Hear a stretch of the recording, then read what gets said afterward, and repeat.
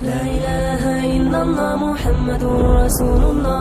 لا إله إلا الله محمد رسول الله. لا إله إلا الله محمد رسول الله. لا إله إلا الله محمد رسول الله.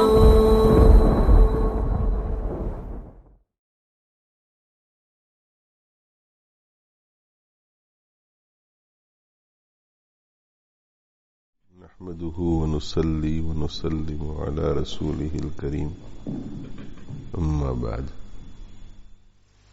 کہ بہت سی روحانی بیماریاں ایسی ہوتی ہیں جو ہم پر مخفی رہتی ہیں. تو روحانی بیماریاں چونکہ ہمارے اندر ہیں اس لیے وہ بیماریاں ہمارے ساتھ تو رہتی ہیں، 24 گھنٹے رہتی ہیں، مگر ہم چونکہ روحانی دنیا کی اتنی مہارت نہیں رکھتے اس لیے ہم پر وہ روحانی بیماریاں مخفی رہتی ہیں، ہمیں پتہ نہیں چلتا. تو جو شیخ کی ضرورت پڑتی ہے اس کی ایک وجہ یہ ہے کہ ہم روحانی طبیب نہیں ہیں، اسپریچول ڈاکٹر نہیں ہیں، ہم روحانی طبیب نہیں ہیں. لہذا دل کی جو بیماریاں ہیں ان بیماریوں کا ہمیں پتہ نہیں چلے گا. اور جیسے جسمانی بیماریاں ہیں تو کبھی کبھی ہمیں بیماریوں کا پتہ ہی نہیں چلتا. ایک شخص کو کینسر ہوتا ہے اور پتہ تب چلتا ہے جب وہ پورے جسم میں پھیل جاتا ہے. تو دیکھو پتہ نہیں چلتا، حالانکہ کینسر بہت ہی خطرناک مرض ہے، اس کے باوجود بھی کینسر ہوتا ہے اور پتہ ہی نہیں چلتا. اندر سے وہ کھا رہا ہے اور پھر جو ہے کوئی تکلیف شروع ہوئی، اچانک چیک کرنے کے لیے گئے تو پتہ چلا کہ بس اب آخری 2-4 ہفتے رہ گئے. تو جیسے جسمانی جو ہماری بیماریاں ہیں ان میں کچھ بیماریاں ایسی ہوتی ہیں کہ ہمیں پتہ نہیں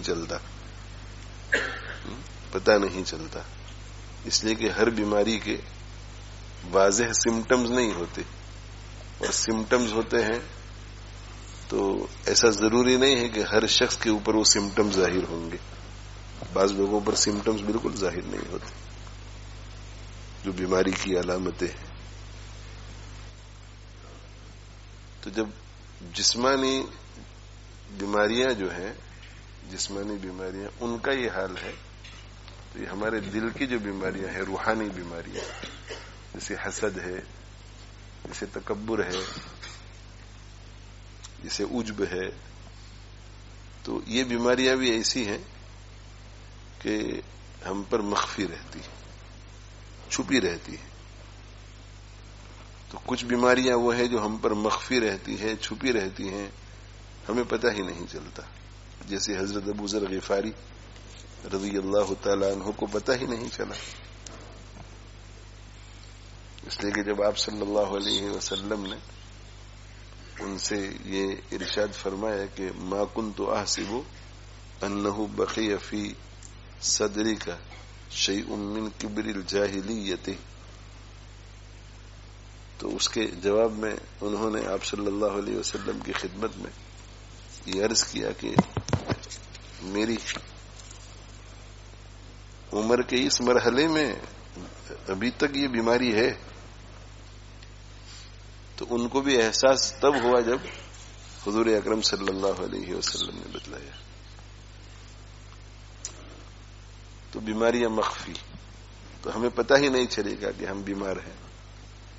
اور اگر بیماری کا پتہ چل جائے، کچھ بیماریاں ایسی ہوتی ہیں کہ ہمیں پتہ چل جاتا ہے کہ میرے اندر یہ بیماری ہے.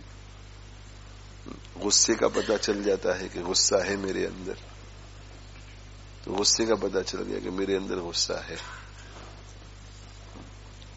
حالانکہ یہ غصہ جو ہے وہ اصل میں کبر کی وجہ سے ہوتا ہے، تکبر کی وجہ سے. اور یہ غصہ جو ہے یہ اس کے اثرات میں سے ہے، اس سے یہ دوسری بیماری ہو جاتی ہے. مگر غصے کا پتہ چل گیا کہ میرے اندر غصہ ہے، بد نظری کا پتہ چل گیا کہ میرے اندر بد نظری کی بیماری ہے، تو اب جو ہے ہمیں یہ سمجھ میں نہیں آتا کہ اس کا علاج کس طرح کریں. تو ایک بات یہ ہے کہ بہت سی بیماریاں ایسی ہوتی ہیں کہ جن کا ہمیں پتہ ہی نہیں چلتا، اور بہت سی بیماریاں ایسی ہیں کہ جن کا پتہ چلتا ہے مگر ہمیں ان کا علاج معلوم نہیں ہوتا. اور کبھی کبھی ادھر ادھر کتابوں میں دیکھتے ہیں تو کچھ علاج ہمیں نظر آ جاتے ہیں، مگر ہمیں یہ پتہ نہیں ہوتا کہ یہ علاج میرے لیے ہے یا نہیں.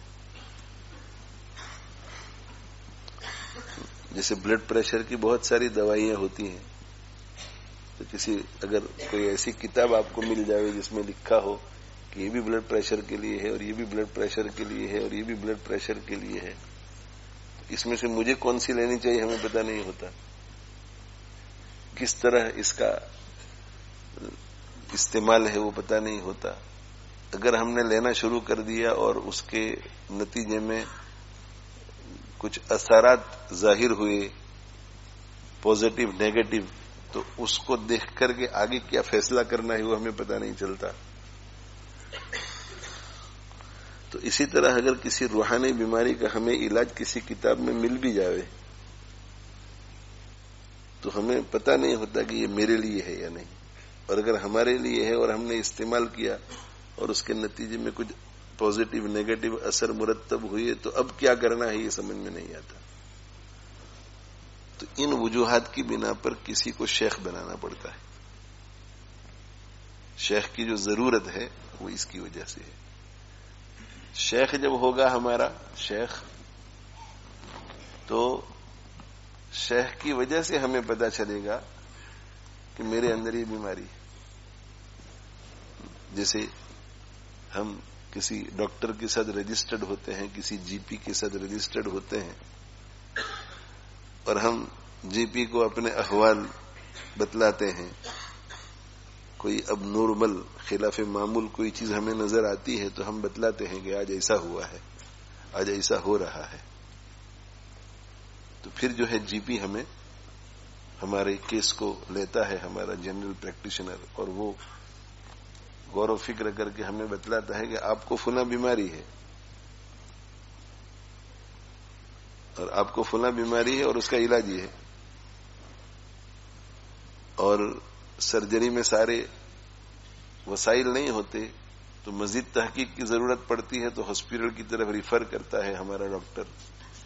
ریفر کرتے ہیں، وہاں پراپر چیکنگ ہوتا ہے. تو ہاسپٹل میں جو ہے درجنوں ڈپارٹمنٹ ہوتے ہیں جی، اور درجنوں قسم کے ٹیسٹ ہوتے ہیں. تو کون سا ٹیسٹ کروانا ہے وہ ہمیں پتہ نہیں ہوتا، وہ ڈاکٹر کو معلوم ہوتا ہے. تو جب ہمیں اپنی زندگی میں کوئی ایسی چیز نظر آتی ہے کہ یہ کچھ ڈفرنٹ ہے، پہلے ایسا نہیں ہوتا تھا، تو ہم بتاتے ہیں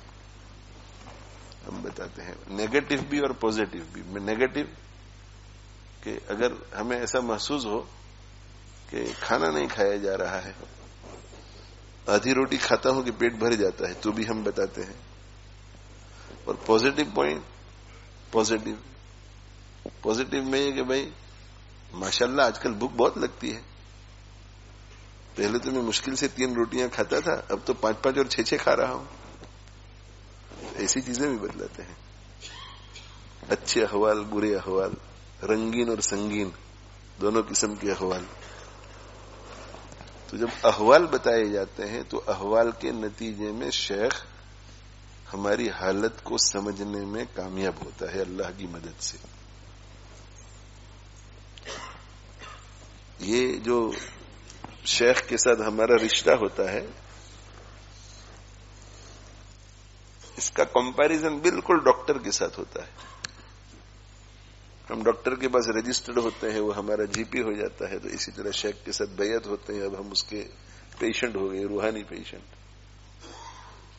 کوئی بھی پازیٹو نیگیٹو اثر ہماری زندگی میں ہمیں نظر آتا ہے اور ہمارے لیے سوال یا نشان ہوتے کہ ایسا کیوں ہو رہا ہوگا، ایسا کیوں ہو رہا ہوگا. نیند بہت کم آتی ہے تو بھی ڈاکٹر کو بتلاتے ہیں، اور بہت نیند آتی ہے تو بھی ڈاکٹر کو بتلاتے ہیں. کوئی یہ نہیں سوچتا کہ خوب نیند آئی ہے تو بہت اچھی علامت ہے، یہ تو ہیلتھ کی علامت ہے نا، ایسا کوئی نہیں سوچتا، بلکہ بتلاتے ہیں۔ کھانسی شروع ہو گئی تو ڈاکٹر کو بتلاتے ہیں، چھینک پر چھینک آ رہی ہے تو ڈاکٹر کو بتلاتے ہیں، سر میں درد ہوا 1 مرتبہ 2 مرتبہ مگر بار بار ہو رہا ہے تو اب بتلاتے ہیں۔ تو اسی طرح جب ہم اپنی زندگی میں دیکھتے ہیں جی نیگیٹو پوائنٹ دیکھتے ہیں، نیگیٹو پوائنٹ کہ نماز چھوٹ رہی ہے، بد نظری ہو رہی ہے تو بتلانا چاہیے، اور پازیٹو پوائنٹ دیکھتے ہیں کہ مسجد میں جاتا ہوں تو اٹھنے کو دل ہی نہیں کرتا،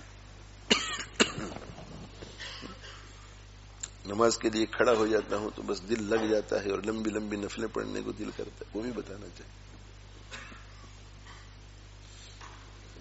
تو جب ہم یہ احوال بتاتے ہیں تو جسے ڈاکٹر کو نہیں بتائیں گے تو ڈاکٹر ہمیں یہ نہیں کہے گا کہ آپ کو فلاں بیماری ہے، ہم بتلائیں گے تو ڈاکٹر ہمیں بتلائے گا کہ آپ کو فلاں بیماری ہے۔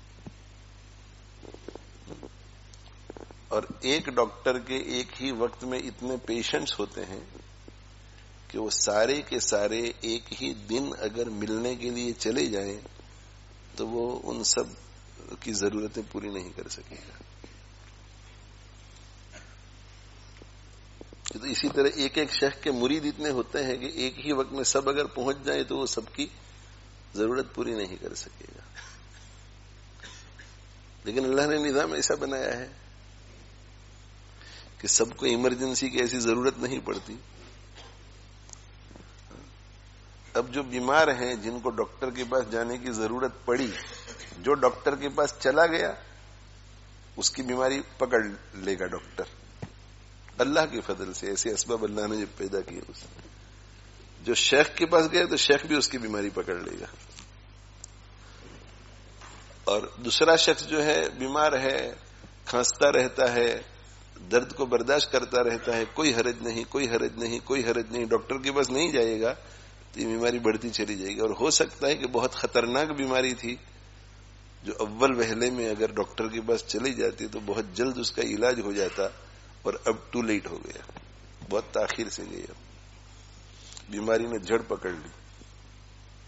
تو اسی طرح شیخ کے پاس بھی جو جاتا ہے، جو بتلاتا ہے اپنے حالات، اپنے احوال، اور احوال میں یہی امپورٹنٹ احوال بتانے پڑتے ہیں، اتنی سمجھ مرید میں ہونی چاہیے، اور وہ مجلسوں میں بار بار آئے گا تو اس کو سمجھ میں آئے گی بات، بار بار مجلس میں آئے گا تو سمجھنا کہ کیا بتلانا ہے کیا نہیں بتلانا ہے۔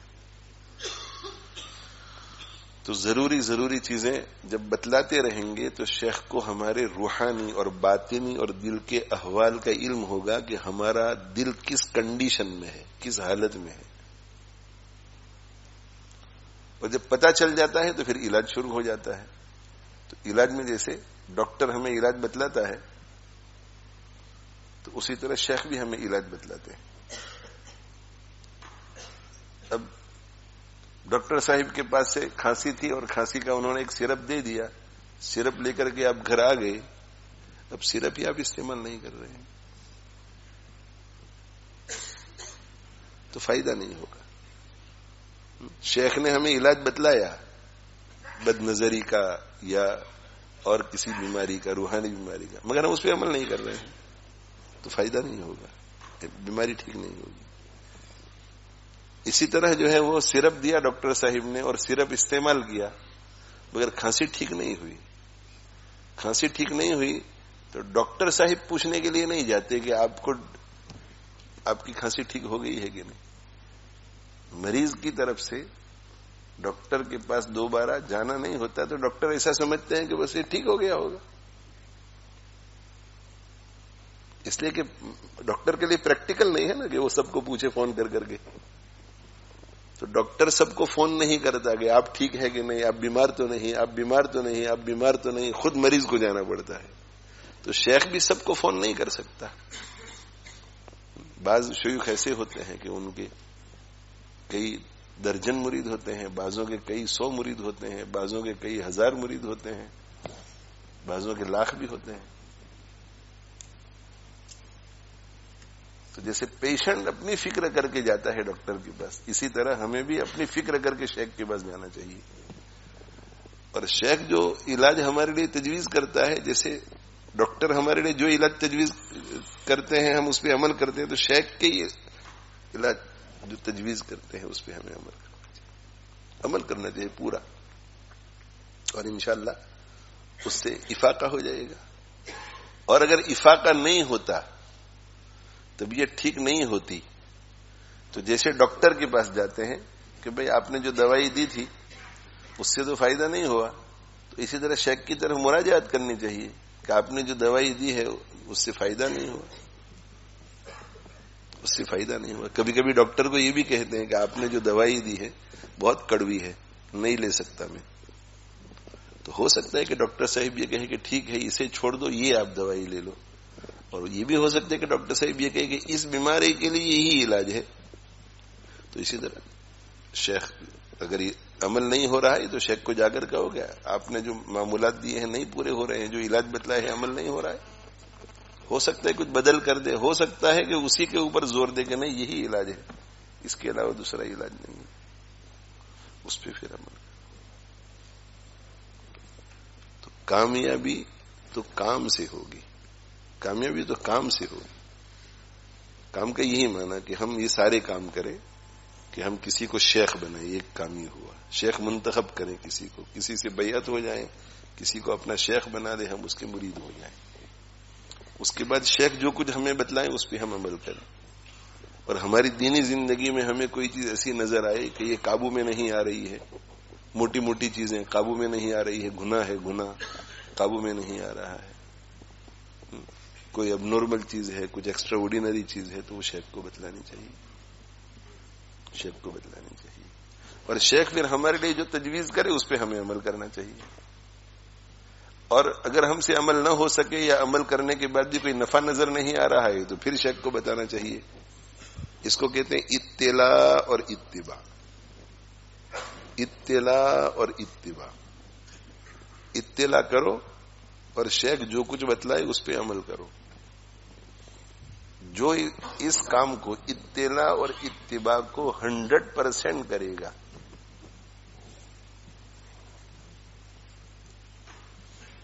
اطلاع اور اتباع کو 100% کرے گا اگر کوئی شخص، تو اس کی اصلاح 100% ہوگی. اور اطلاع اور اتباع میں کمی ہوگی تو پھر اصلاح 100% نہیں ہوگی، کمی ہوگی اصلاح میں.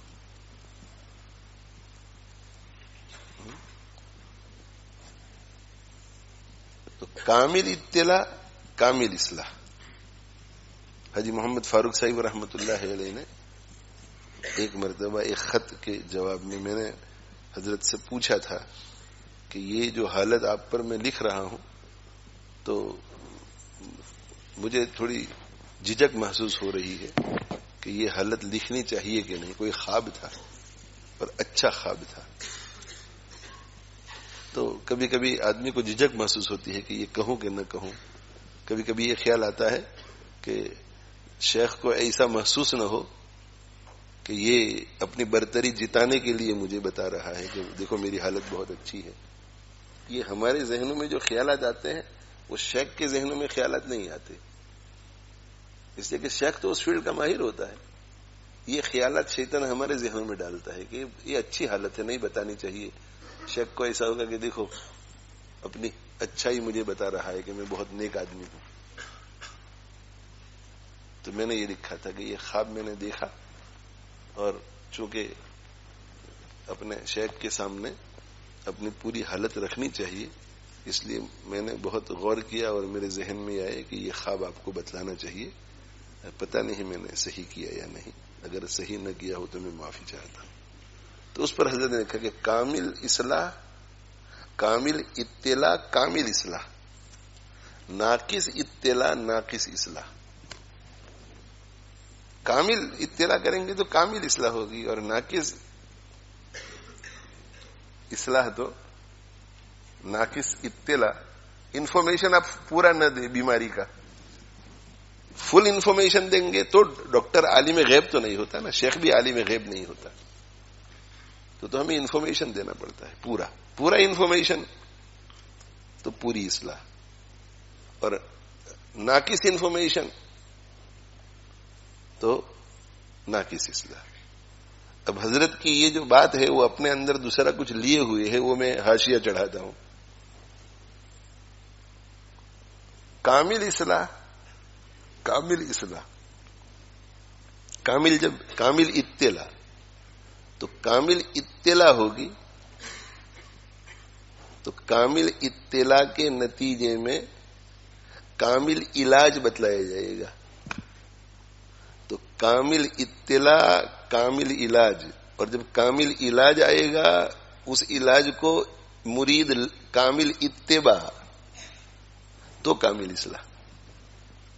صرف اتنا تو نہیں نا کہ کامل اطلاع کر دی تو کامل اصلاح ہو جائے گی. کامل اصلاح، کامل اطلاع، پوری اطلاع کریں گے تو شیخ پورا ڈائگنوسس کر کے پورا علاج دے گا، اور پورا علاج دے گا، اس پورے علاج کو ہم اپنائیں گے، اتباع کریں گے، تو اس کے نتیجے میں کامل اصلاح ہوگی. تو کامل اطلاع، اس کے نتیجے میں شیخ کی طرف سے کامل علاج، اور مرید کی طرف سے کامل اتباع، اس کے نتیجے میں کامل اصلاح.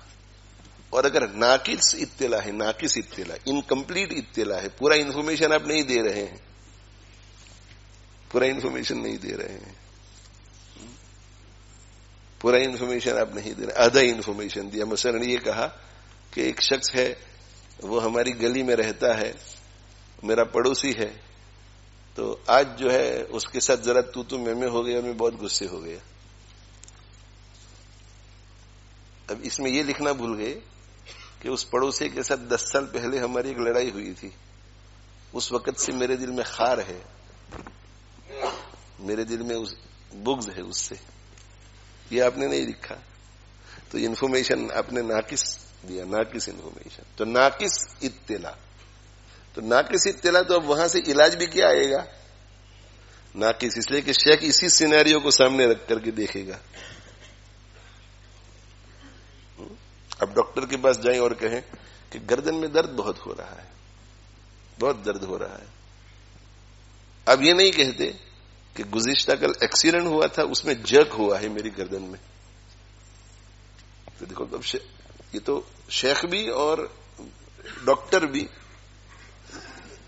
ہمارے اوپر شفقت کرتے ہیں، اور شفقت کر کے بہت سارے سوالات ہم سے پوچھتے ہیں تاکہ کامل اطلاع ہو جائے. ہم اطلاع پوری نہیں دیتے تو وہ پوچھتے ہیں سونے میں تو کوئی گڑبڑ نہیں ہو گئی ہے، کہیں گر تو نہیں گئے تھے آپ، کہیں دھکا تو نہیں لگا ہے آپ کو. یہ سب کیوں پوچھتے ہیں ڈاکٹر؟ اس لیے پوچھتے ہیں کہ ہماری اطلاع جو ہے وہ پوری نہیں ہے ابھی. تو ناقص اطلاع، اطلاع پوری نہیں کر رہے ہیں. جب ناقص اطلاع ہے تو علاج بھی کیا آئے گا؟ ناقص علاج آئے گا. اور جب ناقص علاج آئے گا تو آپ اس کو استعمال کریں گے تو بھی اصلاح نہیں ہوگی، تو بھی علاج نہیں ہوگا. اور پوری اتباع کریں گے، اس ناقص علاج کی کامل اتباع کریں گے تو بھی کامل اصلاح نہیں ہوگی.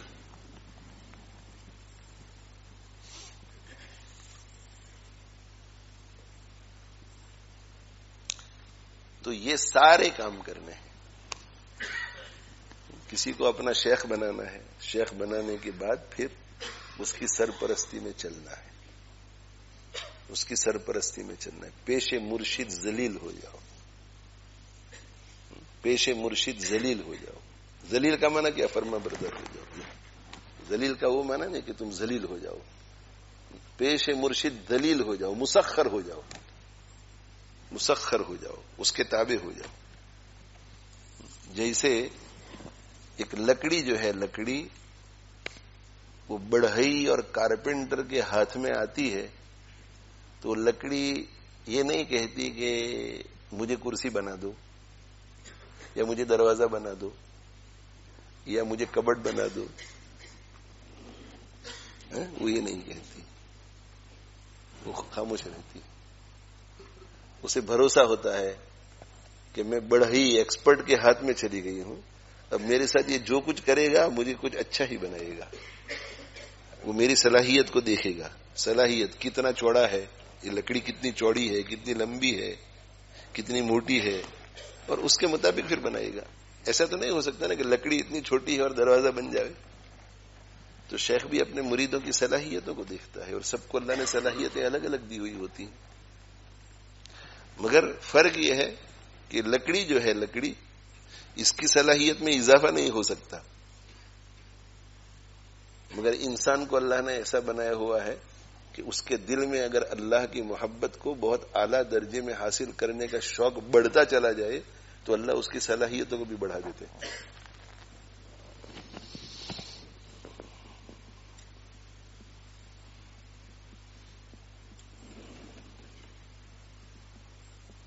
تو وہ لکڑی تو بعض مشائخ نے یہ کہا ہے.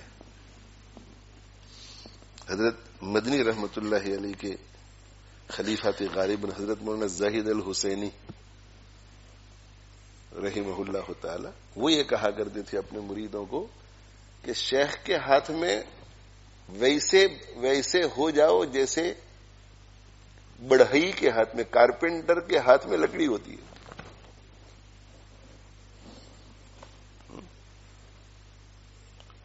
اور جب یہ کرنا ہے ہمیں کہ آنکھ بند کر کے خاموش رہ کر کے چلتے رہنا ہے. میرے حاجی صاحب رحمۃ اللہ علیہ فرماتے تھے کہ طالب علم کو زبان ہی زبان ہونا چاہیے اور مرید کو کان ہی کان ہونا چاہیے. اس کا مطلب یہ ہے کہ طالب علم حصول علم میں کب کامیاب ہوگا؟ جب وہ مطالعہ کر کر کے بہت سارے سوالات کرے گا. السؤال نصف العلم. اور مرید کب کامیاب ہوگا؟ مرید تب کامیاب ہوگا جب وہ خاموش رہے اور سنتا رہے کہ میرے شیخ مجھ سے کیا کہہ رہے ہیں، کیا کرنے کے لیے کہہ رہے ہیں، اور شیخ کی بات سن کر کے کرتا چلا جائے. اس لیے کہ یہ باطن کی دنیا کی چیزیں ہیں تو بہت ساری چیزیں سمجھ میں نہیں آتی. اس لیے جب پوچھنے جائیں گے تو پھر وہ گاڑی چل نہیں سکے گی. جیسے ڈاکٹر صاحب ہیں، ڈاکٹر صاحب جو ہیں پوچھنے کی اجازت تو دیتے ہیں چونکہ ملک کے قوانین ہیں، اس کی وجہ سے رائٹ ہے پیشنٹ کا کہ وہ جانے. لیکن اگر ڈاکٹر صاحب سے ہم یہ توقع رکھیں کہ جو جو چیز وہ ہمیں کرنے کے لیے کہے پورا ہمیں وہ ایکسپلینیشن دے، تو ڈاکٹر صاحب ایک مرحلے پر آ کر کہیں گے کہ بھائی آپ کسی اور ڈاکٹر کے پاس چلی جاؤ، یہ کام تو میں نہیں کر سکتا. آپ یہ دوا لینے کے لیے مجھے کیوں کہہ رہے ہیں، 2 وقت کیوں کہہ رہے ہیں، اس کے کمپوننٹس کیا ہے اس دوا میں؟ اگر پوچھیں گے وہ ڈاکٹر صاحب کہیں گے کہ اصل میں ہماری جو علم کی سطح ہے اس فیلڈ میں آپ کی سطح وہ نہیں ہے. اگر کوئی دوسرا ڈاکٹر آ کر کے مجھ سے پوچھے تو میں سمجھا سکتا ہوں، آپ کو نہیں سمجھا سکتا. آپ کی فیملی میں کوئی ڈاکٹر ہو تو اس کو لے کر کے آؤ، اسے میں سمجھا سکتا ہوں کہ یہ میں کیوں کہہ رہا ہوں. تو یہاں پر بھی اندھی تقلید نہیں ہے، یہاں پر بھی یہ ہے کہ آپ کی فیملی میں یا آپ کے جاننے والوں میں کوئی شیخ ہے تو اس شیخ کو لے آؤ تو میں اس کو سمجھا سکتا ہوں. شیخ کو آپ کو نہیں سمجھا سکتا، آپ کی وہ سطح بھی نہیں. یعنی یہ پیری مریدی جو ہے نا، ہمارے اہل حق کی جو پیری مریدی ہے، جس کا مقصد صرف ایک ہے. کیا ہے مقصد؟ کہ اس تعلق کے نتیجے میں ہم پورے دین پر چلنے والے بن جائیں تاکہ اللہ کی خوشی ہمیں نصیب ہو جائے. اس پیری مریدی کا اس مقصد کے علاوہ دوسرا کوئی مقصد نہیں. یہ جو اہل حق کی پیری مریدی ہے، اور بڑے بڑے شیخ گزرے ہیں، حضرت شیخ جنید بغدادی رحمہ اللہ تعالی، شیخ شبلی رحمہ اللہ تعالی، شیخ عبد القادر جیلانی رحمہ اللہ تعالی، بڑے بڑے شیوخ تھے. یہ بشر حافی رحمہ اللہ تعالی، حضرت ابراہیم بن ادہم رحمہ اللہ تعالی. اور ایک مستقل سائنس ہے، ایک مستقل فن ہے، یہ سائنس ہے. اور جو بڑے بڑے علماء ہوتے ہیں ان کو بھی ان کی ضرورت پڑتی ہے. بڑے بڑے علماء ان کو بھی ضرورت پڑتی ہے. جیسے ایک شخص جو ہے وہ میڈیسن کی ریسرچ کی فیلڈ میں ہے، وہ نوواٹس جیسی کمپنی میں کام کر رہا ہے اور ریسرچ کرتا ہے وہ، لیکن وہ جب بیمار ہوتا ہے نا تو اسے جی بی کے پاس جانا پڑتا ہے. وہ دوا بناتا ہے وہ، مگر وہ جب بیمار ہوتا ہے تو خود اپنا علاج نہیں کر سکتا، اسے جی پی کے پاس جانا پڑتا ہے، اور وہ بھی کیا کرتا ہے، جی پی کی بات کو آنکھ بند کر کے مانتا ہے، لیکن اس کے پاس جو کچھ علم ہوتا ہے اس کی روشنی میں اسے سمجھ میں بھی آتا جاتا ہے کہ سب ٹھیک ہے، مگر بعض جگہ ایسی بھی ہوں گی کہ اسے سمجھ میں نہیں آئے گا کہ جی پی کیا کہہ رہا ہے، پھر بھی ماننا پڑتا ہے، وہ بحث و مباحثہ نہیں کرتا، وہ یہ نہیں کہتا کہ نہیں اس کمپنی کی دوا میں نہیں لوں گا، میں اپنی کمپنی ہی کی لوں گا، میں جو بھی ہاسپٹل والے جو اس کے لیے تجویز کرتے ہیں آنکھ بند کر کے لیتا ہے۔ تو علماء جن کے پاس حدیث اور تفسیر وغیرہ کا علم ہوتا ہے، فقہ وغیرہ کا علم ہوتا ہے، ان کو بھی اپنی اصلاح کے لیے شیخ کے پاس جانا پڑتا ہے، شیخ کے پاس، اس لیے کہ ایکسپرٹیز ہوتی ہے، اور جب کوئی صاحب علم آدمی صحیح طلب لے کر کسی صحیح عالم کے پاس جائے گا، صحیح العقیدہ اور صحیح النظریہ عالم کے پاس جائے گا، تو اس کا علم اسے بتائے گا کہ یہ جس طرح ٹریٹ کر رہا ہے بالکل شرعی حدود میں رہ کر رہا ہے، اسے سمجھ میں آ رہا ہو۔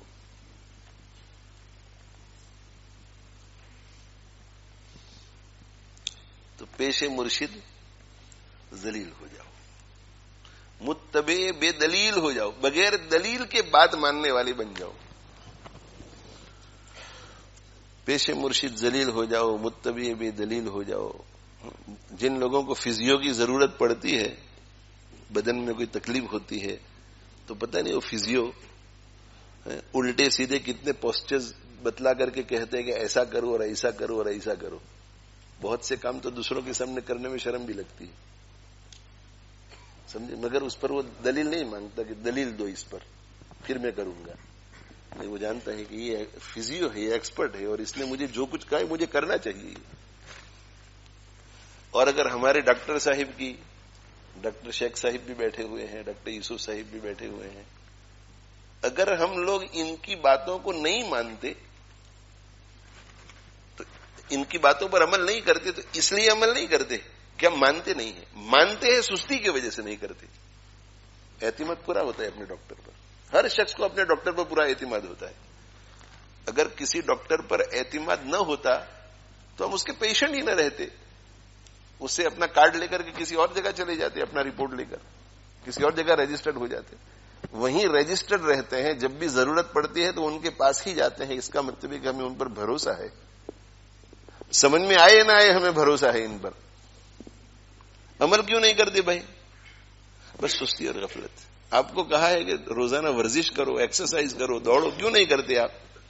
ڈاکٹر صاحب جو کہہ رہے ہیں اس پر بھروسہ نہیں، بھروسہ ہے، مجھے کرنا چاہیے۔ تو اسی طرح جو سچا پکا مرید ہوتا ہے اسے کہ شیخ صاحب نے جو ذکر بتلایا ہے آپ کرتے نہیں، کوئی شک ہے شیخ پر؟ نہیں، شک نہیں ہے، میری لیزینس ہے۔ تو پیش مرشد، مگر کامیابی تو کام سے ہوگی، کرنا پڑے گا، کام کرنا پڑے گا، کام کرنا پڑے گا۔ کامیابی تو کام سے ہوگی، نہ کہ حسن کلام سے ہوگی۔ بڑی بڑی باتیں ہم کرتے رہیں کہ مجھے اللہ کا ولی بننا ہے، مجھے اللہ کو خوش کرنا ہے، مجھے اللہ کی محبت چاہیے، میں اللہ سے محبت کرنا چاہتا ہوں، اور اس کے لیے پوری شریعت پر عمل کرنا پڑے گا، تو میں پوری شریعت پہ عمل کرنا بھی چاہتا ہوں، انشاءاللہ ہوگا، انشاءاللہ میں بھی کروں گا، میری اولاد بھی اس راہ پہ پڑے گی انشاءاللہ، مگر کام کچھ نہیں کر رہے ہیں اس راستے پہ چلنے والے۔ جو شخص ڈاکٹر بننا چاہتا ہے وہ جب جی سی ایس سی کرتا ہے نا، تو جی سی ایس سی ہی سے محنت شروع کر دیتا ہے، جی سی ایس سی سے محنت شروع کرتا ہے کہ مجھے کن کن سبجیکٹس میں محنت کرنی چاہیے، اور جی سی ایس سی کے بعد جب اے لیولز کرتا ہے تو انہی سبجیکٹس کا انتخاب کرتا ہے جو اس کے لیے ضروری ہوتے ہیں ڈاکٹری کے لیے۔ اب آپ کو ڈاکٹری کرنی ہے اور آپ سے پوچھے کہ آپ کون سے اے لیول کر رہے ہیں، تو آپ وہ آرکیٹیکٹ والے کر رہے ہیں، اور بات کر رہے ہیں کہ میں ڈاکٹر بنوں گا، میں ڈاکٹر بنوں گا، میں ڈاکٹر بنوں گا، تو یہ حسن کلام سے کامیابی نہیں ہوتی، کام سے کامیابی ہوتی ہے۔ رہنمائی صحیح ملے اور اس صحیح رہنمائی پر چلے۔ اب ہم جب کسی کو اپنا شیخ بناتے ہیں اور سالہ سال تک ہم اس کو شیخ بنائے رکھتے ہیں اور اس کے مرید بنے رہتے ہیں، تو ہمیں بھروسہ ہے، تبھی تو ہے نا اتنے سالوں تک۔ تو جو وہ کہہ رہا ہے اس کے مطابق کریں گے تو ہم اللہ کے ولی بنیں گے، جو وہ کہہ رہا ہے اس کے مطابق نہیں کریں گے تو ہماری کامیابی نہیں ملے گی. کامیابی تو کام سے ہوگی نہ کہ حسن کلام سے ہوگی. حسن کلام بڑی بڑی باتیں کرنے سے، فکر اور اہتمام سے ہوگی کامیابی. فکر، ہر وقت فکر رہے کہ یہ میرا گول ہے، یہ میرا ہدف ہے، یہ میرا گول اور یہ میرا ہدف ہے. فکر سے ہوگی، فکر رکھے، فکر اور اہتمام کرے. فکر رکھے کہ یہ میرا گول ہے اور اس گول کو حاصل کرنے کے لیے جن جن کاموں کو کرنے کی ضرورت ہے ان کا اہتمام کرے. اور ان کاموں میں بھی سب سے زیادہ اہم کیا ہے؟ ذکر. ذکر اللہ اور اپنے شیخ کی صحبت، اپنے شیخ کی اطاعت، اپنے شیخ کے تابع ہو کر کے چلنا، اتباع کرنا، اعتماد، ان پر بھروسہ رکھنا. تو کامیابی تو کام سے ہوگی نہ کہ حسن کلام سے ہوگی، فکر اور اہتمام سے ہوگی، ذکر کے التزام سے ہوگی. یہاں جو لوگ ابھی اس وقت بیٹھے ہوئے ہیں، جو لوگ گھروں میں سن رہے ہیں، ان میں ایسے بہت لوگ ہیں، اور میں یہ اس لیے کہہ رہا ہوں کہ انہوں نے مجھے خود کہا ہے کہ وہ اچھے گھرانے سے تعلق رکھتے ہیں، یا خود ان کی زندگی ماشاءاللہ آخرت کی فکر والی بن گئی، تو 5 وقتی نمازوں کا اہتمام ہے، گناہوں سے بچنے کا اہتمام ہے، وغیرہ وغیرہ، بہت کچھ کر رہے ہیں، بہت کچھ کر رہے ہیں.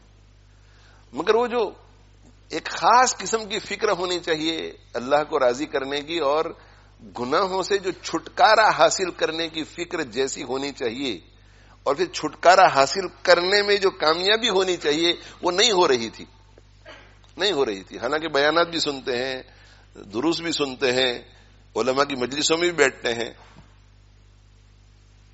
اور پھر وہ بیعت ہو گئی کسی سے. آپ ان سے پوچھئے کہ بیعت ہونے سے پہلے آپ کی سوچ اور بیعت ہونے کے بعد کی سوچ میں کتنا فرق ہے. بیعت ہونے سے پہلے آپ کا جو گول تھا اس میں، اور بیعت ہو جانے کے بعد کسی شیخ سے وابستہ ہونے کے بعد جو آپ کا گول ہو گیا لائف کا، دونوں میں فرق ہے کہ نہیں؟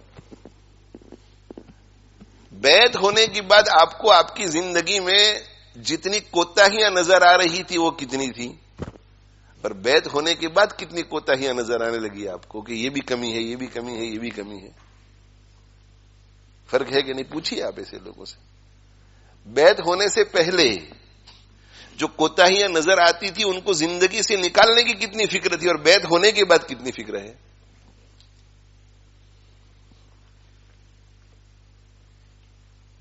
بہت فرق ہو جاتا ہے.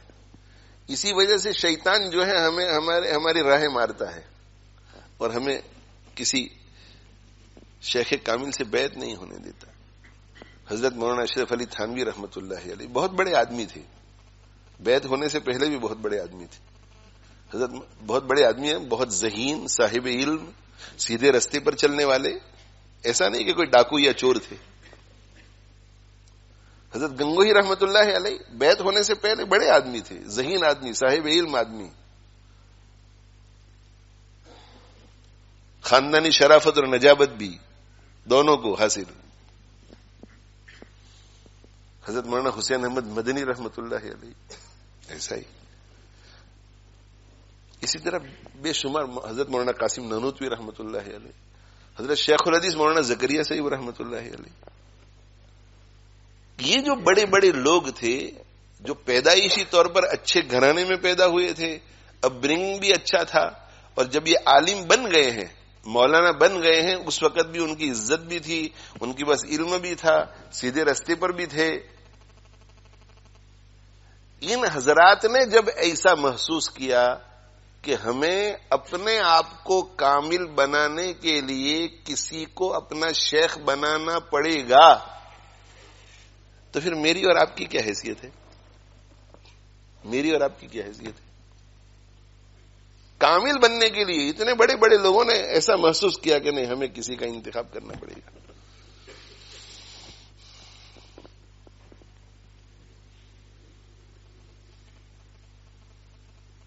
حضرت امام ابو حنیفہ رحمۃ اللہ علیہ امام جعفر الصادق رحمہ اللہ تعالی سے رابطے میں رہے 2 سال تک، اور پھر انہوں نے یہ کہا کہ لولا السنتان لہلک النعمان، اگر یہ 2 سال نہ ہوتے نا تو نعمان ہلاک ہو جاتا. اس کا مطلب یہ کہ ناقص رہتا. اب الحمدللہ کچھ امید ہے.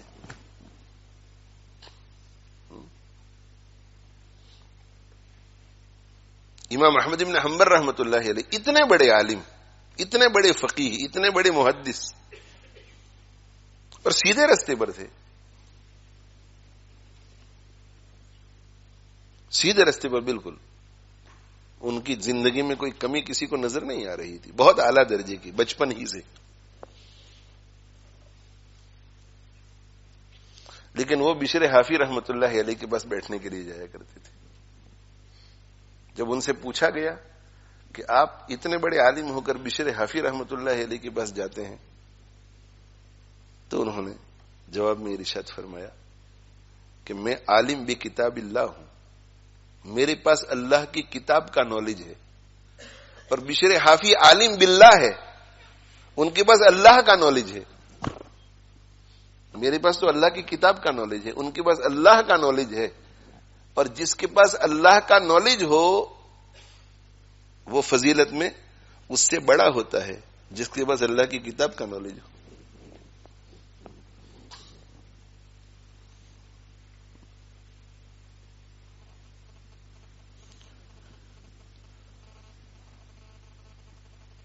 تو میرے بھائیو، اللہ تعالی شانہ مجھے آپ کو توفیق عطا فرماوے. حضرت مولانا ابراہیم بلیاوی صاحب رحمت اللہ علیہ امام المعقول والمنقول، معقولات، منطق، فلسفہ میں بڑے امام تھے، اور ترمذی شریف پڑھاتے تھے دارالعلوم دیوبند میں، تو بڑے اونچے درجے کے استاد تھے. اور دارالعلوم دیوبند میں جب پڑھاتے تھے تو ظاہر ہے کہ ہر اعتبار سے متدین تھے، لیکن نہیں، انہیں بھی احساس ہوا کہ میرے باطن کو کامل کرنے کے لیے ابھی کچھ کمی ہے، اس کے لیے مجھے شیخ چاہیے. تو وہ اپنے شاگرد کے پاس گئی اور شاگرد سے بیعت ہوئی، حضرت شاہ وسیع اللہ صاحب رحمۃ اللہ علیہ الہ آبادی، اور ان سے اپنی اصلاح کرائی، اور اپنے شاگرد کی طرف سے خلافت ملی.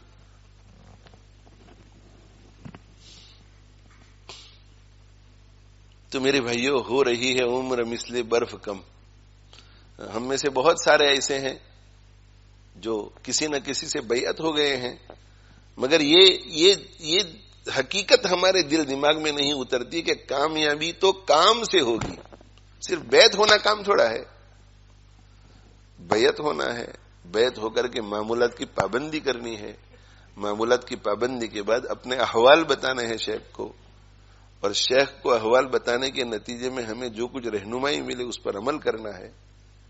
کامیابی تو کام سے ہوگی، کامیابی تو کام سے ہوگی، نہ کہ حسن کلام سے ہوگی، فکر اور اہتمام سے ہوگی، ذکر کے التزام سے ہوگی.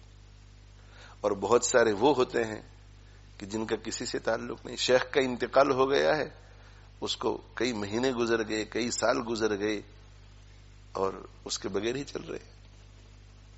اگر ہمارے جی پی کا انتقال ہو جائے تو فوراً ہم کسی اور کو جی پی ڈھونڈتے ہیں کہ بھئی کون اچھا جی پی. ریٹائرڈ ہو جائے ہمارا جی پی تو کسی کو ڈھونڈتے ہیں، مگر اس کی فکر نہیں ہے. اور وجہ اس کی کیا ہے؟ وجہ اس کی یہ ہے کہ جو جسمانی بیماریاں ہیں نا، وہ ہمیں نظر آتی ہے کہ بھئی مجھے فلاں بیماری اگر ہو گئی، ہارٹ اٹیک ہو گیا، میں کیا کروں گا، میں کہاں جاؤں گا. اور اس کے بارے میں نظر نہیں آتا کہ مرنے کے بعد ہونے والا کیا ہے، کیا ہونے والا ہے مرنے کے بعد، اس کا ہمیں نظر نہیں آتا. موت کے وقت کے احوال ہمیں نظر نہیں آتے. کتنے لوگوں کو ہم مرتے ہوئے دیکھتے ہیں کہ ہم عبرت بھی لیں،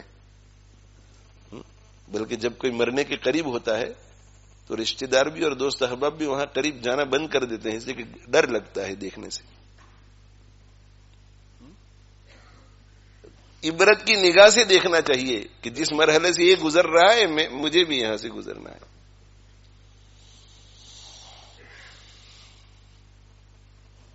اگر عبرت لے گا اور اپنی زندگی کو بدلے گا تو انشاءاللہ یہ مرحلہ آسان ہو جائے گا.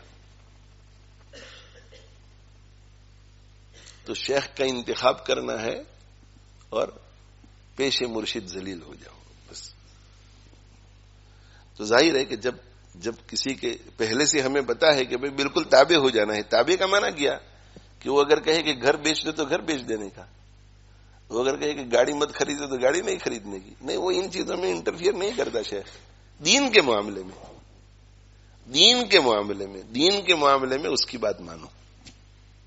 ہاں, اگر آپ کے دین کے پیش نظر وہ آپ کو کوئی بات کہے کہ نہیں آپ کے لیے یہ گھر خریدنا مناسب نہیں ہوگا, آپ کا دینی نقصان ہوگا, آپ نے مشورہ کیا ہوگا کہ نہیں, تو اس وقت بات ماننی چاہیے. نہیں مانیں گے تو آپ کا نقصان, مانیں گے تو فائدہ, کیونکہ پکڑنے کے لیے تھوڑا آئے گا. آپ اسی شہر میں رہیے, دوسرے شہر میں مت جانا, یا آپ جس شہر میں ہیں وہاں سے فلاں شہر میں منتقل ہو جاؤ. اور حالات وغیرہ وہ پوچھ کر کے کہتا ہے, ایسا نہیں کہ وہ حالات وہ ہمارے دین کے بارے میں متفکر ہوتا ہے, دین کے بارے میں متفکر ہوتا ہے, اور اس کو مہارت ہوتی ہے دین کے معاملات میں. تو پیش مرشد ذلیل ہو جاؤ, متبع بے دلیل ہو جاؤ, بغیر دلیل کے ماننے والے بن جاؤ. یعنی زبان سے تو بولنا ہی نہیں, مگر دل میں بھی یہ کھٹک نہ ہو کہ ایسا کیوں کہہ رہے ہیں مجھے کرنے کے لیے.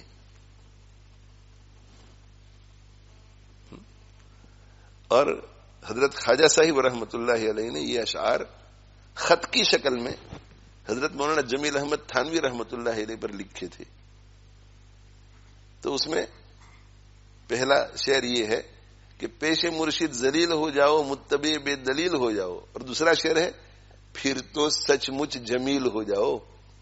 ان کا نام جمیل تھا, وہ بھی بڑے عالم تھے, مگر بڑے عالم ہونے کے باوجود بھی حضرت تھانوی رحمۃ اللہ علیہ کی وفات کے بعد انہوں نے کس سے تعلق جوڑا؟ حضرت خواجہ صاحب رحمۃ اللہ علیہ سے. اور یہ حضرت مولانا جمیل احمد تھانوی رحمۃ اللہ علیہ ہیں. حضرت تھانوی رحمۃ اللہ علیہ نے دوسرا عقد کیا تھا, تو اس دوسری بی بی صاحبہ کے پہلے گھر سے جو اولاد تھی, جو لڑکی تھی, ان سے شادی کرائی تھی حضرت تھانوی نے ان کی رحمت, مفتی جمیل احمد تھانوی رحمۃ اللہ علیہ. اور جامعہ اشرفیہ لاہور کے مدرس تھے, تو ان کا نام جمیل تھا. اب دیکھو حدیث پڑھا رہے ہیں, بڑے صاحب علم آدمی ہیں, پھر بھی خواجہ عزیز الحسن مجذوب رحمۃ اللہ علیہ سے خط و کتابت کر رہے ہیں, جو عالم بھی نہیں تھے, ڈپٹی کلیکٹر تھے وہ.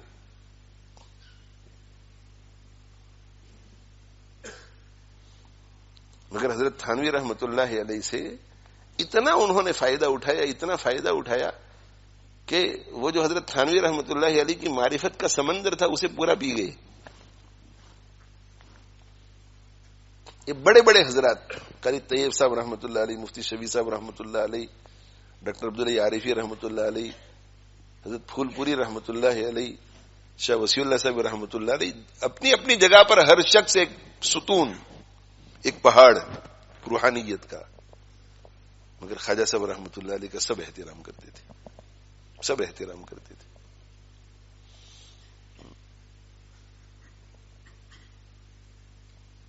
ہر تمنا دل سے رخصت ہو گئی, اب تو آجا اب تو خلوت ہو گئی. یہ کون کہہ سکتا ہے؟ یہ اعلیٰ درجے کا عارف اور ولی کہہ سکتا ہے. ہر تمنا دل سے رخصت ہو گئی, اب دل میں کسی چیز کی خواہش نہیں رہی ہے, دل میں کسی چیز کی خواہش نہیں, کسی چیز کی چاہت نہیں, کسی چیز کی محبت نہیں, کسی چیز کی تمنا نہیں. یعنی یہ دل جو ہے وہ دنیا سے بالکل الگ تھلگ ہو گیا ہے. اب جب یہ دنیا ہر چیز سے الگ تھلگ ہو گیا ہے تو اب آپ آ جائیے دل میں, آپ آ جائیے. خلوت ہو گئی, دل میں خلوت ہو گئی. اپنے بہت ہی قریبی جس سے بہت زیادہ پیار ہوتا ہے, جس سے بہت زیادہ محبت ہوتی ہے, تو دل یہ کرتا ہے کہ ان کے ساتھ تنہائی میں بیٹھ کے باتیں کریں. گپ شپ کی دوستانہ بھی اگر ہوتا ہے تو کہ یار سب چلے جائیں تو اچھا ہے, ذرا دل کی کچھ باتیں کریں. تو خواجہ صاحب رحمۃ اللہ علیہ نے یہی فرمایا کہ اب تو کسی سے دل رگا نہیں ہے, دل اب آپ سے ہے, تو دل میں خلوت ہی خلوت ہے. اب آپ اتر جائیے دل میں, خلوت میں ہم ملتے ہیں. ہر تمنا دل سے رخصت ہو گئی, اب تو آجا اب تو خلوت ہو گئی. ایک تم سے کیا محبت ہو گئی. اللہ سے کہتے ہیں کہ ایک تم سے کیا محبت ہو گئی، ساری دنیا ہی سے نفرت ہو گئی. بس آپ سے محبت ہو گئی تو آپ جیسے کسی کو کسی لڑکی سے عشق ہو جاتا ہے، کسی لڑکی کو کسی لڑکے سے عشق ہو جاتا ہے، تو ماں اس کو کچھ کہتی ہے تو ماں کی بات بھی ماننے کے لیے تیار نہیں ہوتی، باپ کی بات بھی ماننے کے لیے کسی میں دلچسپی اب نہیں رہی، اب تو بس وہ چاہیے. تو حکیم الامت تھانوی رحمت اللہ علیہ تو امام میں سلوک تھے، روحانیت کے امام اور شہ سوار تھے. اس وقت پوری دنیا میں جن کا تعلق اردو زبان سے ہے، بر صغیر ہند و پاک سے، ان کا جو اہل حق ہیں ان کا جس سلسلے سے تعلق ہو، لیکن حضرت تھانوی رحمت اللہ علیہ کی تعلیمات سے مستغنی اور انڈیپینڈنٹ ہو کر نہیں چلتا.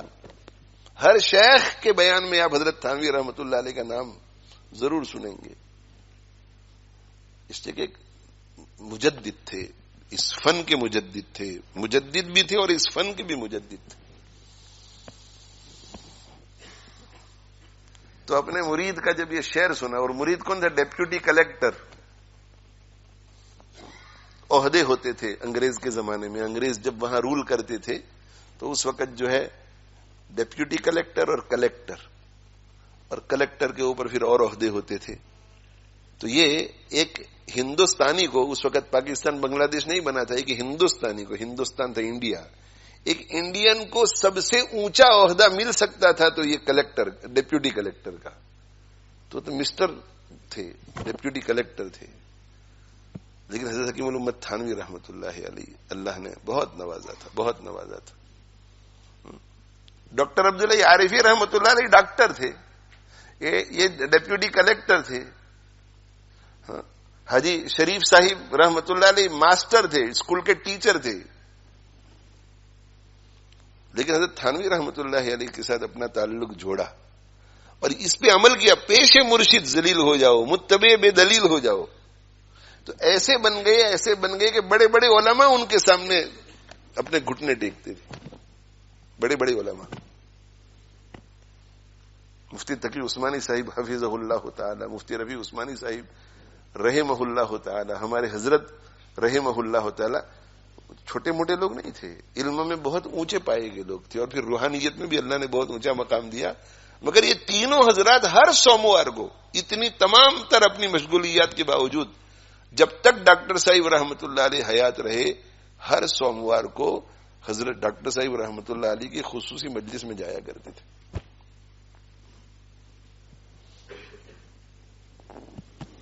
عالم نہیں تھے، کسی مدرسے میں پڑھا نہیں تھا. تو انہوں نے کہا کہ ہر تمنا دل سے رخصت ہو گئی، اب تو آجا، اب تو خلوت ہو گئی. اور ڈیپٹی کلیکٹر تو جب کسی کو دنیاوی عہدہ مل جاتا ہے تو پھر اس کا سر بھی ذرا اونچا ہو جاتا ہے، جلدی جھکتا نہیں. اس لیے کہ اس دنیا کے اندر دینداری کی قدر نہیں ہے، دنیا داری کی قدر ہے. مٹیریل ورلڈ میں ہم رہتے ہیں تو ایک عالم آ گیا اور دوسری طرف ایک مالدار آ گیا، تو مالدار کی، اس کی مال کی وجہ سے لوگ جتنی قدر کریں گے اتنی ایک عالم کی نہیں. مسجدوں میں آپ دیکھیے عموماً کمیٹی کے اندر صاحب مال لوگ ہوتے ہیں اور مصلی اور ممبر کے اوپر صاحب علم لوگ بیٹھتے ہیں، تو بات کس کی مانی جاتی ہے؟ کرنچ آ جاتے ہیں تو بات کس کی مانی جاتی ہے؟ وہ کمیٹی والوں کی بات مانی جاتی ہے، امام صاحب کی نہیں. حالانکہ مسجد چلانے کی فیلڈ تو امام کی ہے بھائی. کس کو بیان کے لیے لایا جائے، کس کو نہ لایا جائے، نماز کے اوقات کس وقت مقرر کیے جائیں، تراویح پڑھانے کے لیے کس کو لایا جائے، یہ سارے امور تو عالم کو فیصلے کرنے چاہیے.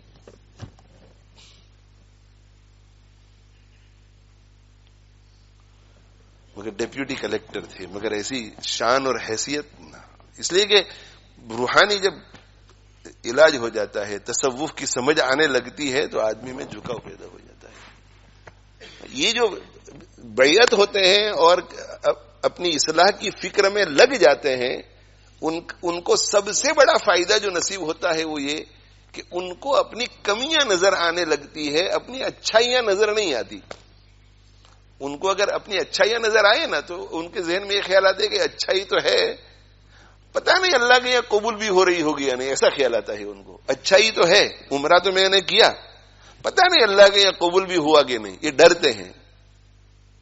اور جو سلوک میں نہیں چلتے، ہاں میں نے اتنے عمرے کیے ہیں، اتنے میں نے حج کیے ہیں، اور اگر ایسا دل میں آپ ان کو کسی طرح سمجھا کر کے کہو کہ نہیں نہیں انشاءاللہ اللہ آپ کو لے گیا ہے اور بار بار لے جاتا ہے تو قبول بھی کر رہا ہوگا، آپ کیوں ایسی نیگیٹو بات کرتے ہیں؟ تو کہتے ہیں کہ نہیں نہیں اپنے فضل سے اللہ قبول تو کر لے گا، لیکن وہ عمرہ اس قابل نہیں تھا کہ قبول کیا جائے.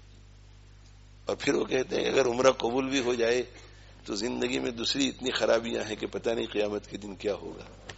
یہ سب سے بڑا فائدہ یہ ہوتا ہے.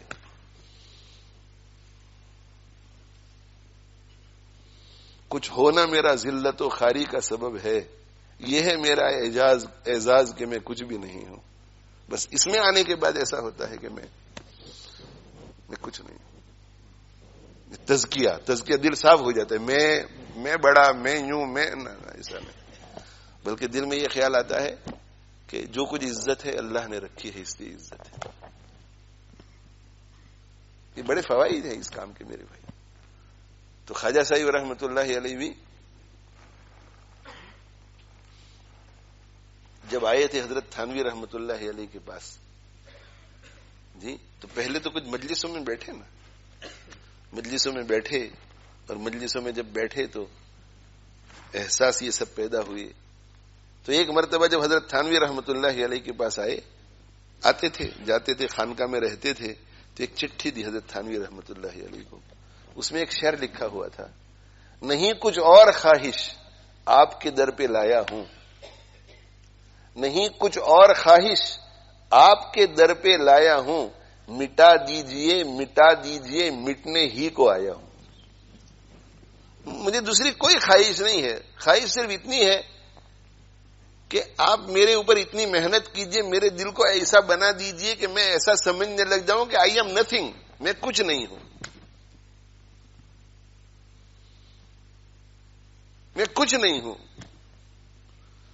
اور پھر ترقی ہوئی، ہر تمنا دل سے رخصت ہو گئی، مٹ گئے، ہر تمنا دل سے رخصت ہو گئی، اب تو آجا اب تو خلوت ہو گئی.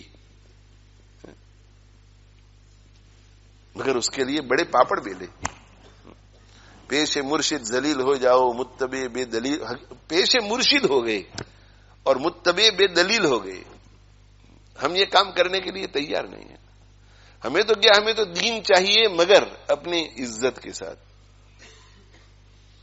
علم حاصل کرنے کے لیے بھی ذلت چاہیے. ذلت کا کیا معنی؟ تابع ہونا پڑتا ہے. العلم عز لا ذل فیہ، علم میں عزت ہی عزت ہے، علم میں عزت ہی عزت ہے، اس میں ذلت نہیں. علم میں عزت ہی عزت ہے، ذلت نہیں. لیکن یحصل بذل لا عز فیہ، لیکن علم حاصل کرتے ہوئے عزت نہیں، اس وقت ذلیل ہونا پڑتا ہے، بات ماننی پڑتی ہے، ادب سے بیٹھنا پڑتا ہے. جب علم حاصل ہو جائے گا پھر اللہ بلندی عطا کرے گا.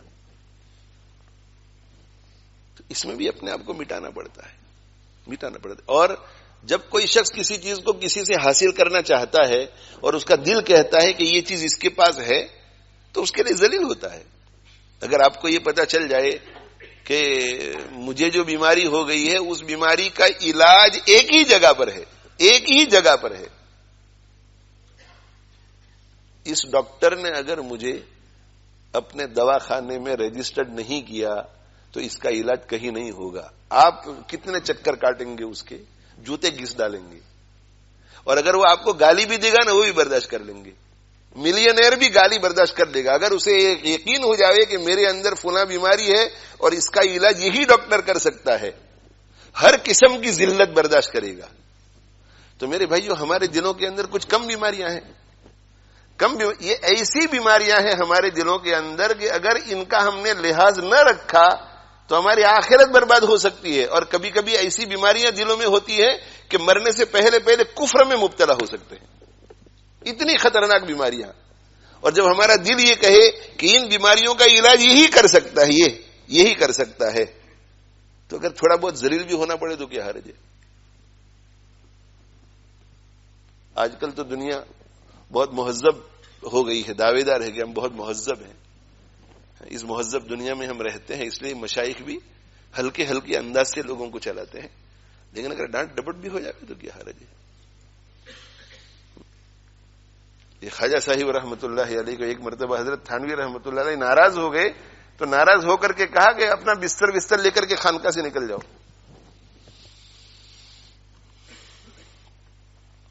نکل جاؤ خانقاہ سے.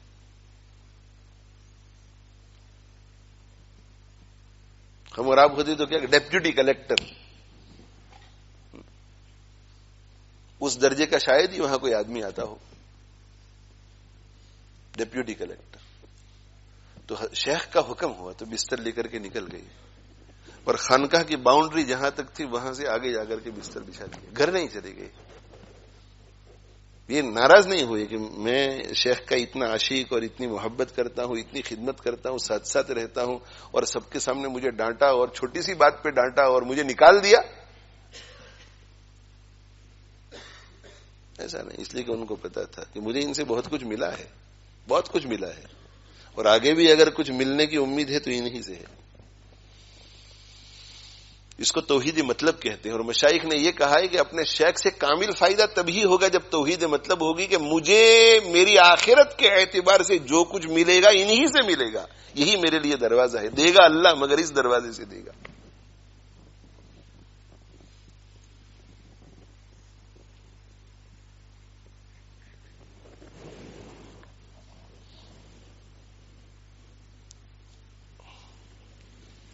تو حضرت باہر نکل گئی، سبحان اللہ. اور باہر نکل کر کے کہا کہ مجھے تو کہا کہ خانقاہ سے نکل جاؤ، ایسا نہیں کہا کہ تھانہ بھون سے چلی جاؤ، خانقاہ سے نکل جاؤ. تو خانقاہ سے چلا گیا ہوں، اور ناراض ہے حضرت، تو ناراض حضرت ہے، اس حالت میں مجھے گھر نہیں چلے جانا چاہیے، سورٹ آؤٹ کرنا چاہیے معاملہ. باہر رہے. اور ایک دن وہاں سے ایک شعر بھیجا حضرت تھانوی رحمۃ اللہ علیہ کو. جب دیکھا کہ حضرت جو ہے اب کچھ حضرت کا دل نرم ہوا ہوگا، اپنے شیخ کے بارے میں اتنا حسن ظن تو ہونا چاہیے نا کہ ان کو ہم سے محبت ہے. مگر شان ہم اپنی اتنی اونچی بنا لیتے ہیں، اتنی بڑی بنا لیتے ہیں کہ ہمیں ان کی محبت میں بھی شک پڑنے لگتا ہے، اور سب کچھ کھو دیتے ہیں. کیا کرایا وہ شیخ کو ہم ہماری نظروں سے گرا دیتے ہیں، اور پھر ہم شیخ کی نظر سے گر جاتے ہیں. یہ بھی زمانہ ہے کہ ہم شیخ کو اپنی نظروں سے گرا دیتے ہیں کہ میرے لیے خیر خواہ نہیں ہے یہ. تو ادھر سے ایک شاعر تھے بڑے، تو انہوں نے اشعار لکھے. ادھر وہ در نہ کھولیں گے، ادھر وہ در نہ کھولیں گے، ادھر میں در نہ چھوڑوں گا. ادھر وہ دروازہ کھولیں گے نہیں خانقاہ کا، مگر میں خانقاہ کے دروازے کو چھوڑوں گا نہیں، میں یہیں بیٹھا ہوا ہوں کہ جب کھلے گا تو اندر جاؤں گا. ادھر وہ در نہ کھولیں گے، ادھر میں در نہ چھوڑوں گا. حکومت اپنی اپنی ہے، ادھر ان کی ادھر میری. خانقاہ میں ان کی حکومت ہے، ادھر میری حکومت ہے. یہ خانقاہ کے باہر ہو، نہیں جاؤں گا یہاں سے. یعنی شیخ نے جو امتحان میں ڈالا، امتحان میں ڈالا، ہو سکتا ہے کہ بہت ساری چیزوں کا علاج ہوا ہو، علاج ہو جانے کے بعد یہ پکا کہ اب آئندہ بھی کوئی دوبارہ یہ سر نہیں اٹھائے گا یہ بیماری. تو پھر جا کر کے وہ حضرت خواجہ صاحب جو ہیں وہ ایسا کہا جاتا تھا کہ بھئی نظام الدین اولیاء، خواجہ نظام الدین اولیاء رحمۃ اللہ علیہ کے یہاں ایک شاعر تھے امیر خسرو. امیر خسرو، اور وہ امیر خسرو جو ہے وہ نظام الدین اولیاء رحمۃ اللہ علیہ کے ایسے ہی عاشق تھے جیسے خواجہ صاحب رحمۃ اللہ علیہ حضرت تھانوی کے تھے. وہ بھی شاعر تھے، یہ بھی شاعر تھے. وہ بھی امیر تھے، اس وقت کی حکومت کے ساتھ کام کرتے تھے. وہ یہ بھی ڈپٹی کلیکٹر تھے، مگر اپنے شیخ کے ساتھ تعلق اس قدر تھا امیر خسرو کو کہ ایک دن خواجہ نظام الدین اولیاء رحمۃ اللہ علیہ کے پاس ایک فقیر آیا، ایک غریب آدمی آیا، فقیر آیا، سوال کرنے کے لیے آیا. تو خواجہ صاحب رحمۃ اللہ، خواجہ نظام الدین اولیاء رحمۃ اللہ علیہ کی بات عرض کر رہا ہوں. تو انہوں نے ادھر ادھر دیکھا،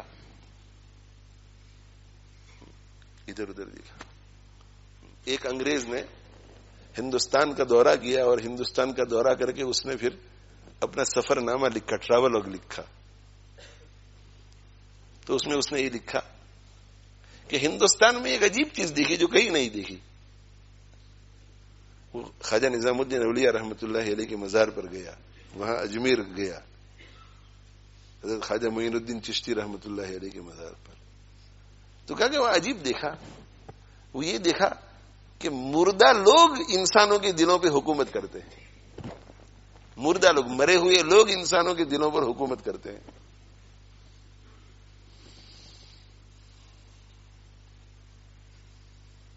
تو خواجہ نظام الدین اولیاء رحمۃ اللہ علیہ کے یہاں ایک آیا، تو ادھر ادھر دیکھا، کچھ ملا نہیں دینے کے لیے، اس کو بالکل فاقہ تھا.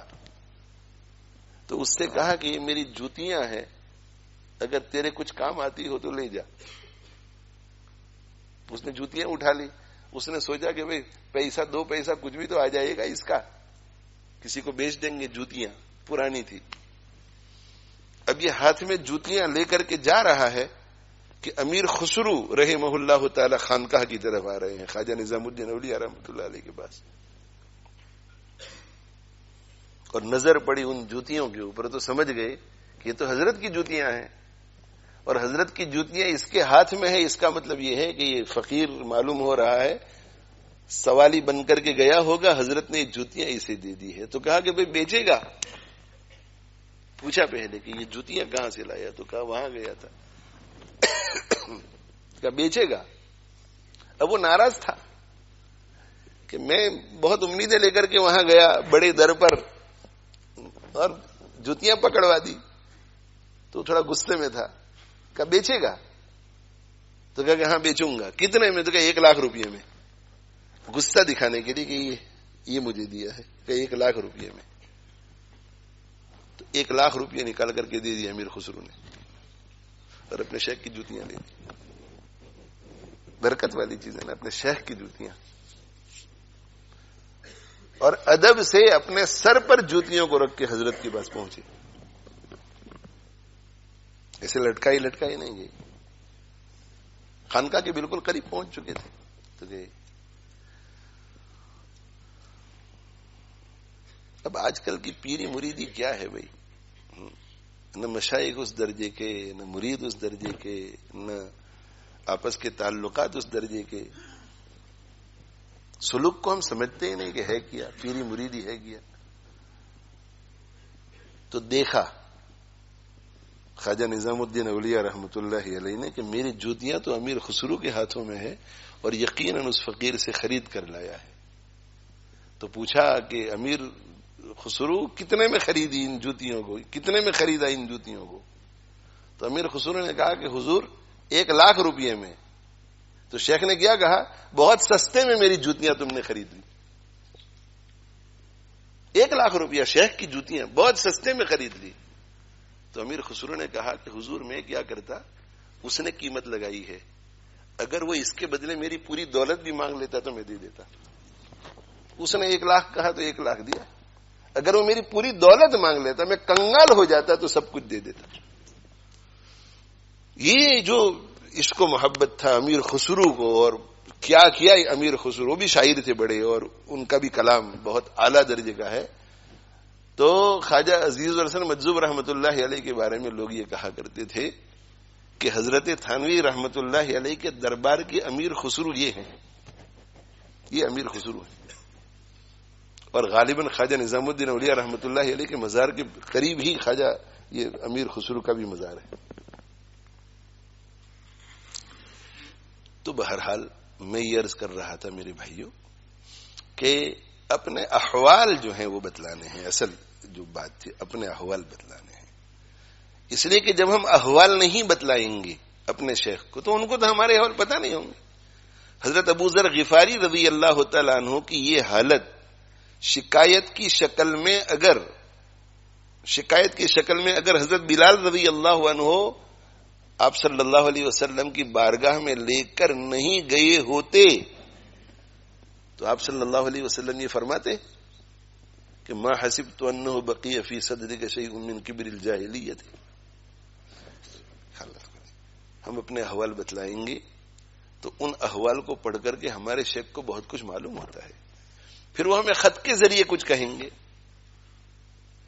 ہمیں زبانی کچھ کہہ دیں گے, سب بیٹھے ہوئے ہیں اس میں ہمیں کچھ کہہ دیں گے, مجلس میں کچھ کہہ دیں گے, اور اس کے اگر کسی سخت علاج کی ضرورت ہے, مثلا ڈانٹ ڈپٹ کی, تو وہ موقع پا کر کے ڈانٹ ڈپٹ بھی کر دیں گے. ناراض ہونے کی ضرورت ہے تو ناراض کا اظہار بھی کریں گے. لیکن ہم بتائیں ہی نہیں تو اس بے فکری کا ہم کیا کریں. اس لیے بہت ساری چیزیں جو ہے جو کرنے کی ہوتی ہے ان میں ایک بہت اہم بات یہ ہے کہ ہمیں اپنے احوال بتلانے ہیں اپنے شیخ. اللہ تعالی شانہ مجھے آپ کو عمل کی توفیق دے. جو 3 کام کرنے کے ہیں, پہلا کام تو ہے کہ اپنا شیخ ڈھونڈو, کسی کو اپنا شیخ بناؤ. اگر سمجھ میں نہیں آ رہا ہے تو پوچھو, علماء کرام ہیں یہاں, علماء کرام ہیں, پوچھو ان سے کہ بھئی یہ شیخ کو ڈھونڈنا ہے, کیسے ڈھونڈنا ہے, کس طرح ڈھونڈنا ہے, ہم اپنے لیے کس کو شیخ منتخب کریں. پھر شیخ کو ڈھونڈو, شیخ سے تعلق ہو جائے, اس کے بعد 3 کام کرنے ہیں. تمام گناہوں سے بچنے کی پوری کوشش. دیکھو, ایک تو ہے گناہوں سے بچنا اور دوسرا ہے گناہوں سے بچنے کی پوری کوشش. گناہوں سے بچنا نہیں بچ سکتے, آئی کانٹ. کوشش کریں گے تو 10 میں سے 1 مرتبہ تو بچیں گے.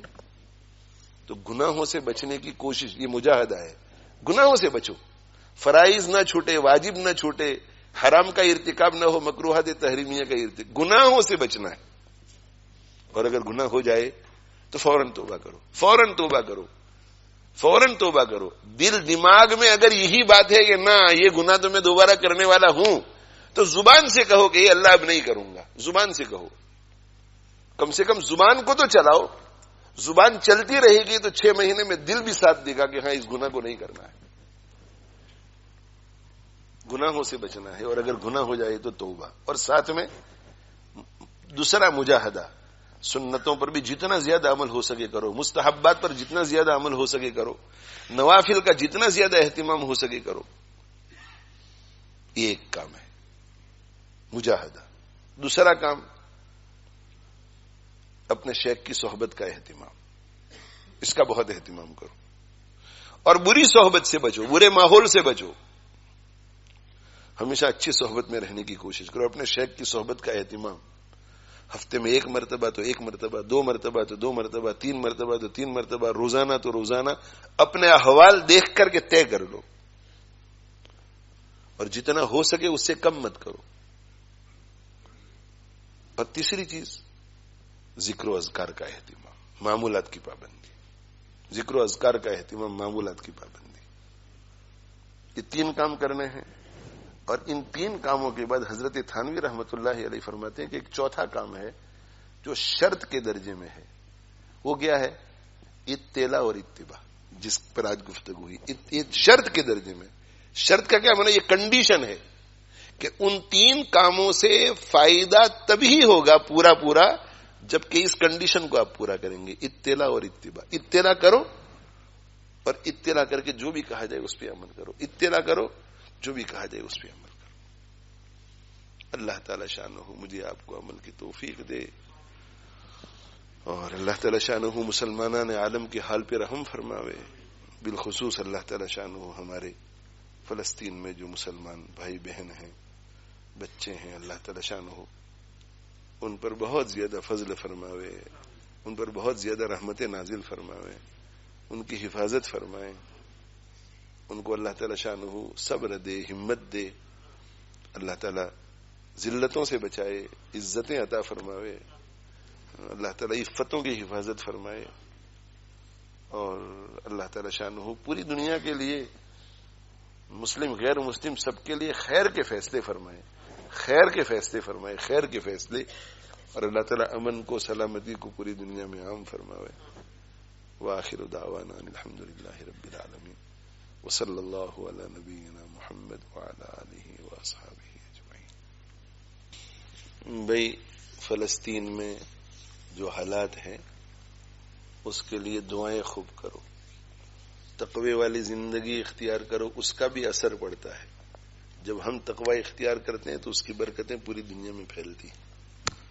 تو تقوی اختیار کرو، توبہ خوب کرو، استغفار خوب پڑھو، دعائیں خوب کرو، صدقہ بھی نکالو جتنا ہو سکے روزانہ، نمازوں کا خوب اہتمام کرو، صبر کرو، اور اللہ کا ذکر خوب کرو چلتے پھرتے۔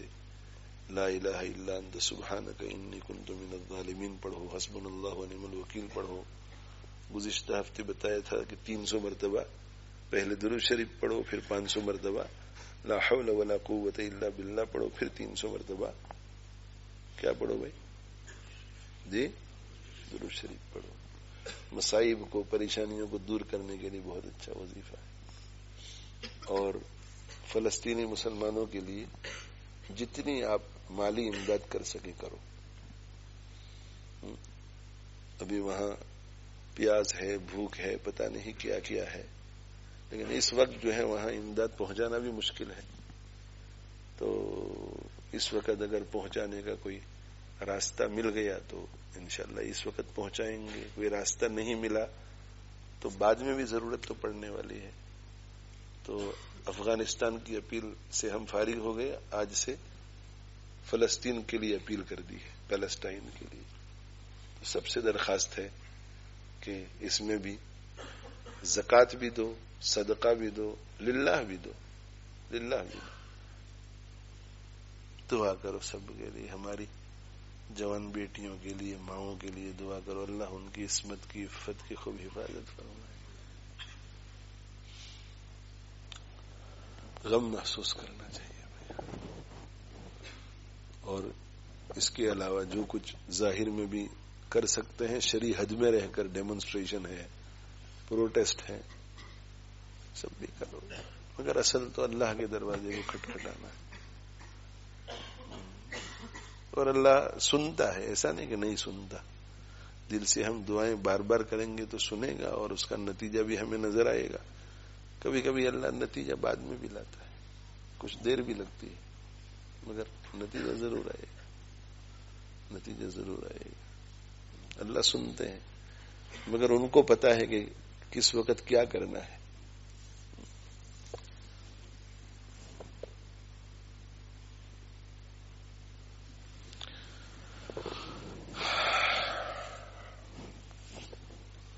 اللهم لك الحمد كما أنت أهله، فصل وسلم على سيدنا محمد كما أنت أهله، وافعل بنا ما أنت أهله، فإنك أهل التقوى وأهل المغفرة۔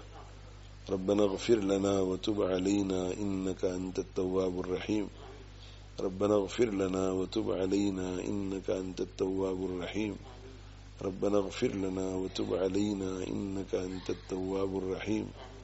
اللهم بارك لنا فيما أعطيتنا وقنا واصرف عنا شر ما قضيت لنا، اللهم بارك لهم فيما رزقتهم واغفر لهم وارحمهم، اللهم اقذف في قلوبنا رجاءك واقطع رجاءنا عمن سواك حتى لا نرجو أحدا غيرك، حسبنا الله ونعم الوكيل، نعم المولى ونعم النصير، حسبنا الله ونعم الوكيل، نعم المولى ونعم النصير، حسبنا الله ونعم الوكيل، نعم المولى ونعم النصير، لا إله إلا أنت سبحانك إني كنت من الظالمين، لا إله إلا أنت سبحانك إني كنت من الظالمين، لا إله إلا أنت سبحانك إني كنت من الظالمين، لا حول ولا قوة إلا بالله، لا حول ولا قوة إلا بالله،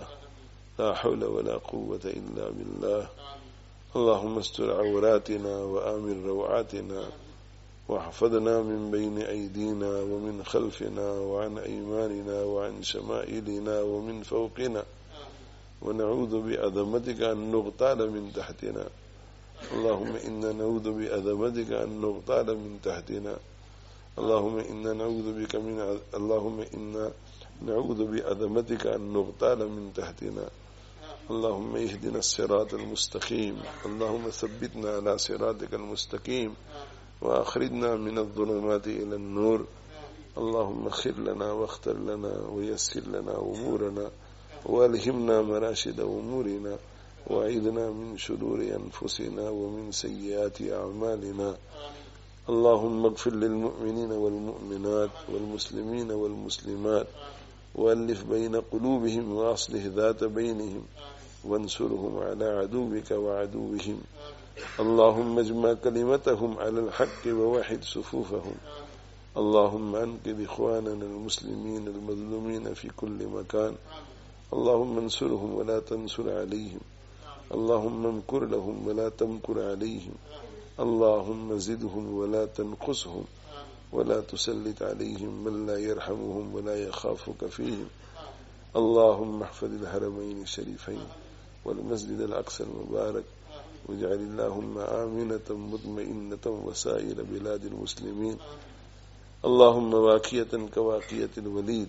اللهم واقية كواقية الوليد. اللهم واقية كواقية الوليد. اللهم كل خير لكل مسلم ومسلمة. وصلى الله تعالى على خير خلقه سيدنا ومولانا محمد وعلى آله وأصحابه أجمعين برحمتك يا أرحم الراحمين. آمين.